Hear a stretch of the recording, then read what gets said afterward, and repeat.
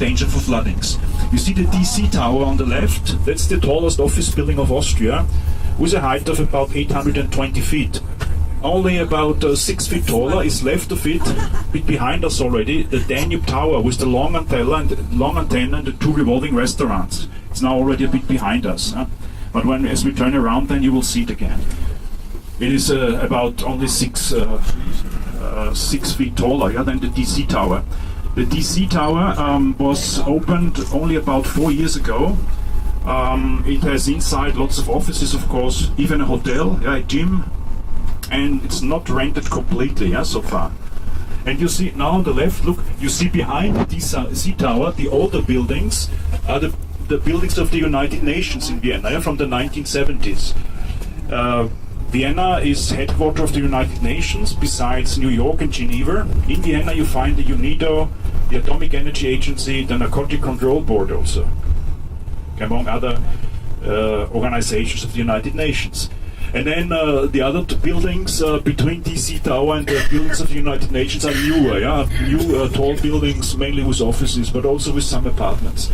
And a bit behind with the long antenna is the Danube Tower that I mentioned. Here's the Beatrice. Yeah, the Danube Island, in the meantime, the earth that was dug out for the construction of the new Danube was heaped up in the middle and is forming now the Danube Island. In the meantime, it has become a favorite outing destination of the Viennese population, besides the Vienna Woods, of course, and also besides the Prater, where we'll soon pass by. The Danube is Europe's second longest river after the Volga in Russia.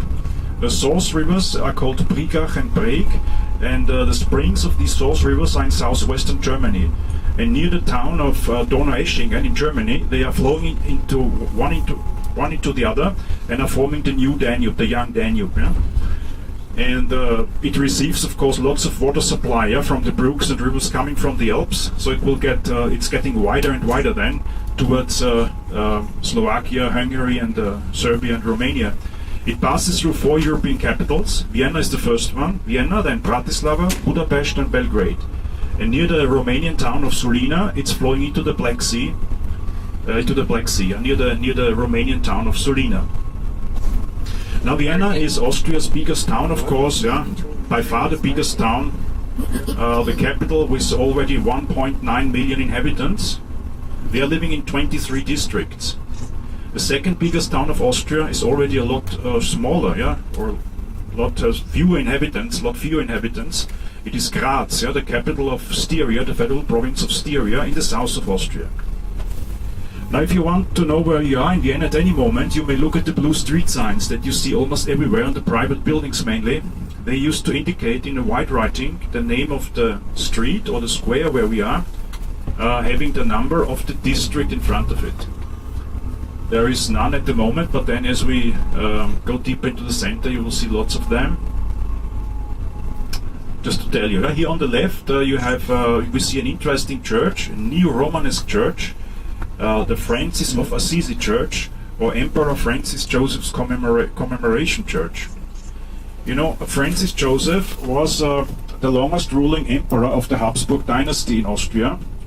He came to power as a youngster at the age of 18 in 1848, and then he ruled during 68 years, till 1916. Only during World War I he died at the age of 86. And in the year 1898 he celebrated the 50th anniversary of his rule. And for that purpose this commemorative church was inaugurated, consecrated to the Saint Francis of Assisi. Vienna is an own federal province of Austria, although the smallest in surface, the biggest in number of inhabitants, but the smallest in surface. With about 414 square kilometers, this should be about 150 square miles. Out of which more than 50% is green land, is wooden land or meadow land, mainly due to the Vienna Woods, of course. But then imagine, Vienna was growing rapidly in the last years. In the census of 1981, we had only 1.5 million inhabitants. But in the last 10 years, with the exception of the last year 2018, but before till 2017, during 10 years approximately, we counted every year 20 to 30,000 new inhabitants. So we're growing really rapidly. So soon we'll have probably 2 million inhabitants that we had already once around 1910. But by then, yes, yet as capital of the Habsburg monarchy, which had more than 50 million inhabitants. Where are all these people coming from? Well, they are coming into Vienna, of course, from the other 8 federal provinces of the country.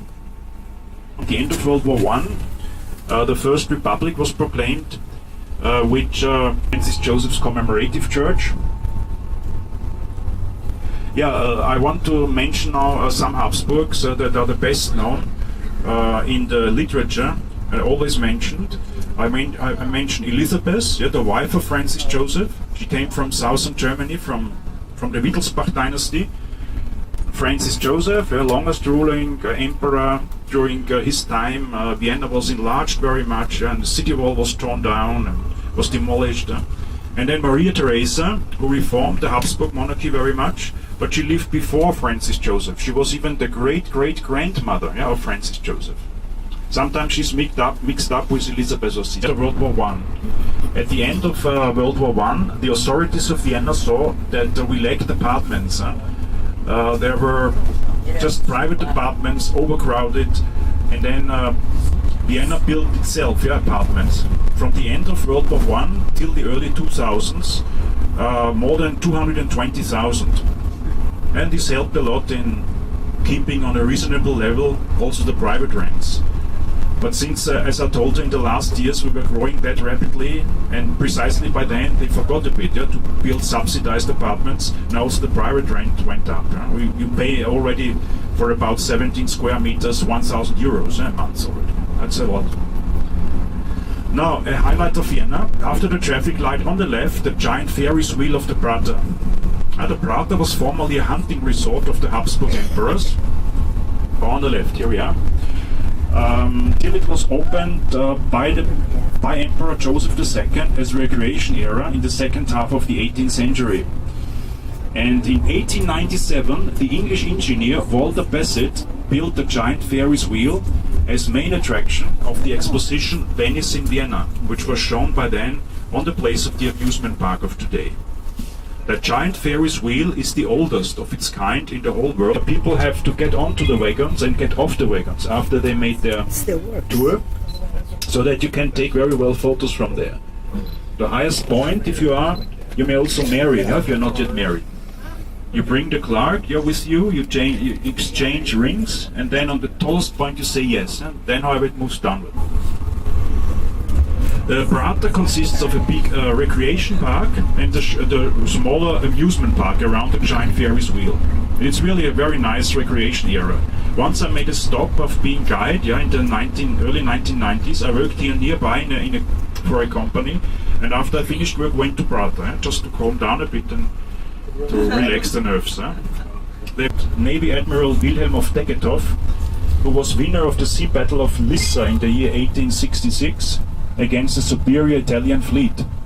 Lissa was by then an Italian island in the Adriatic Sea, and now it's a Croatian island. Tegethoff also brought back to Europe the dead body of Emperor Maximilian of Mexico. He was a younger brother of Francis Joseph, the best known Viennese at all was Johann Strauss Jr. He composed almost all the well-known Austrian waltzes, and he composed the Blue Danube waltz in a building that we soon see in a few meters and some feet on the left.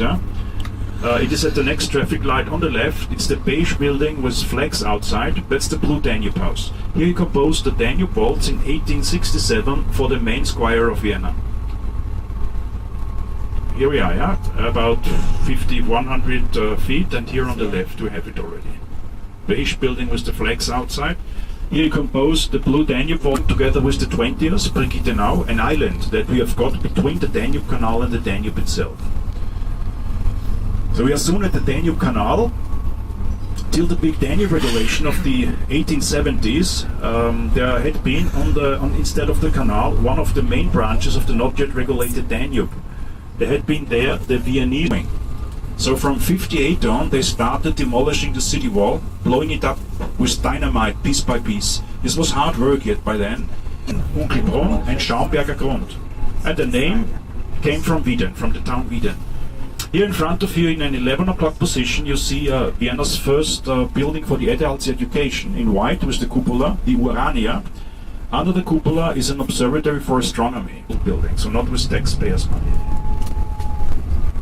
Yeah, there is tough traffic today. Look, Urania, left of it was the green windows and the reddish columns, the federal office building from the late 20s, housing some ministries. And the Danube Canal. Oh, here we see it for the first time.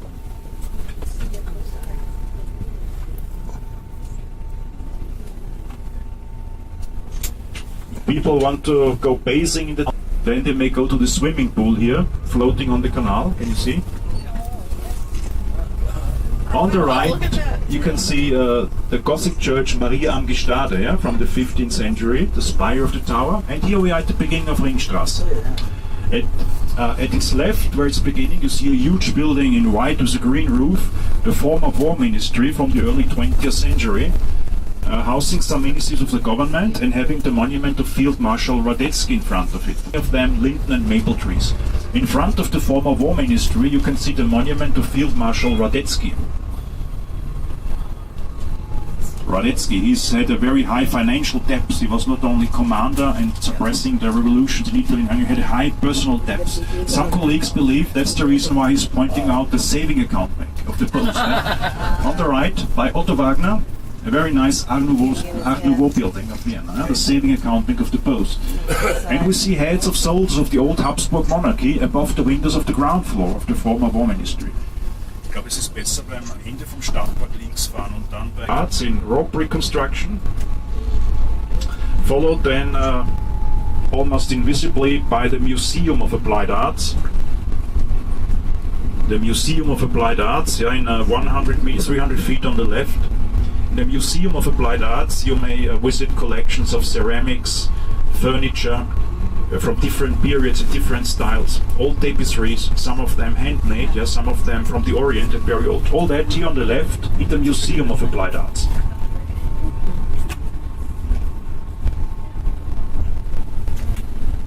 Monuments of composers. Renaissance Palace on the Ringstrasse, Palace Archduke Wilhelm. And the city park on the left, and at the next traffic light on the left there is the Strauss monument already. Johann Strauss Jr. lived from 1825 till 1899. He was not only a very gifted waltz composer, he was also a very handsome man. And now you can imagine that when he married for the first time, half of the Viennese women at least were very shocked about that. Very sad, yeah. The first one, yeah, he also often performed his concerts here. Following the tradition, nowadays even, almost every night during the week, waltz concerts are on here. Yeah? Following the tradition by Strauss. Ich glaube, der lässt dich fahren, oder? Ja, danke. He lets us pass, yeah, the tram. Some tram drivers are kind. You can see after the traffic light on the left, there is the U4 station Stadtpark. Very nice Art Nouveau building, planned by the famous Viennese Art Nouveau architect Otto Wagner. Actually it was a station at first for the old Stadtbahn, for the predecessor of the U4 and U6 underground lines in Vienna, which was already made in around 1900. And many of the former Wagner stations of the Stadtbahn are now stations along the U4 and U6 underground lines. The underground itself was built in Vienna relatively late, only in the 1960s. On the right, Beethoven. Slow down, slow down. And on the right now the Lycée Académique in Neo-Gothic style, late 19th century. Left hand side in white, the concert house, early 20th century Art Nouveau style, seat of the Vienna Symphonic Orchestra. Are we going to go there to go? I guess. No. Then ahead of us at the next traffic light is Schwarzenberg Square, on which you will see on the right hand side the monument of Prince Charles of Schwarzenberg, commander in the Battle of Nations against Napoleon Bonaparte in 1813.